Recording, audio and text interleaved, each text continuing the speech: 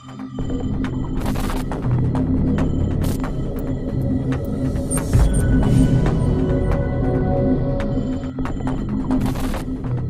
viva voz, el presidente de este consejo, José Antonio Ortega Sánchez. José Antonio, te habla Jorge Armando Rocha, gracias por la entrevista, muy buenos días. Buen día, Jorge Armando, gracias a ti por la oportunidad de estar contigo y con tu auditorio. No, gracias a ti como siempre. 384% el aumento del número de secuestros en los 6 años últimos. ¿De dónde sacan esta información, José Antonio? Mira, la información viene del Sistema Nacional de Seguridad Pública, donde las procuradurías aportan el número de secuestros denunciados, más las denuncias presentadas en la Procuraduría General de la República, más las víctimas que fueron rescatadas por el Ejército Mexicano.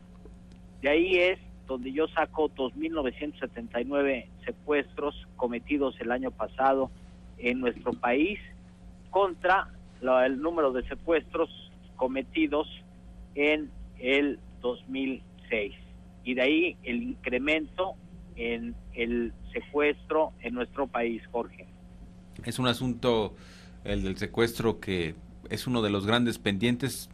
Por ejemplo, el propio presidente Calderón presumía ayer que pues 22 de los personajes más peligrosos ya fueron aprehendidos por parte de su gobierno, pero qué decir sobre estos jefes de bandas de secuestradores que muchas veces, a pesar de ser capturados, siguen operando desde los penales, ¿no?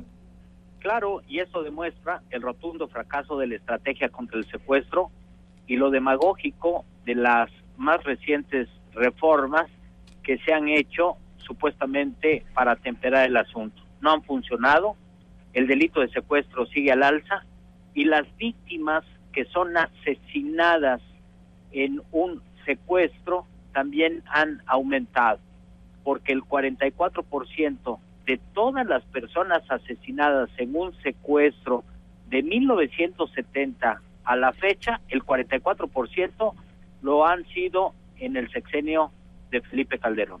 Ahora, ¿por qué no se ha podido erradicar el secuestro en nuestro país cuando sí ha habido en otros países pues resultados en la materia? ¿Qué es lo que hace falta? ¿Es un asunto de voluntad política? Es un asunto de voluntad política. En Colombia, en donde han bajado el delito de secuestro de 2.587 que tuvieron en 1999 a 182 que tuvieron el año pasado, es por la voluntad política de investigar, perseguir, detener a los secuestradores. Cuando se tiene a un secuestrador detenido, se le investiga y se agarra y se detiene a todas las bandas que participaron en ese delito de secuestro. Aquí la falta de castigo, la impunidad y la corrupción de algunas autoridades con los secuestradores es lo que impide que avancemos en esta lucha en contra de este flagelo. Sí.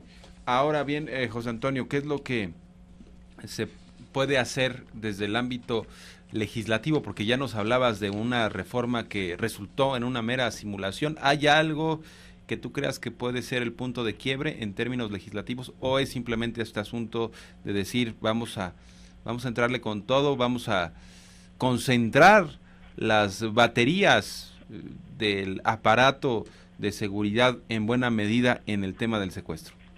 A mí me parece que desde el punto de vista legislativo se puede dar seguimiento para que todos los secuestros, sean denunciados o no sean denunciados, sean investigados, para que todos los secuestros haya una consecuencia jurídica con detenidos, para que todos los secuestros en el país tengan una respuesta de la autoridad. Y eso se puede hacer perfectamente desde el poder legislativo.